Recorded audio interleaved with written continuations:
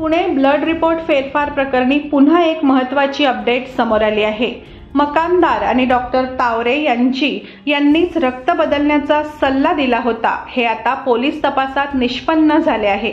मकानदार आणि डॉक्टर तावरे यांनीच अल्पवयीन मुलाऐवजी आईचे रक्त बदलण्यास सांगितल्याचं तपासात निष्पन्न झालं आहे।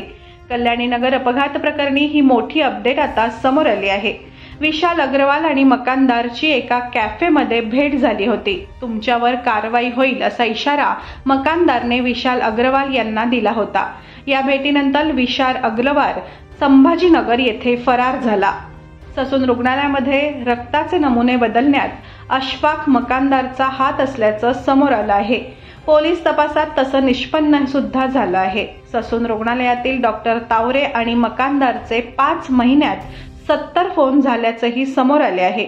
अशफाक मकानदारने पुणे पोर्श कार अपघात प्रकरणात अल्पवयीन मुलाच्या रक्त नमुन्यात बदल करण्यासाठी आरोपीच्या आईलाही मदत केली।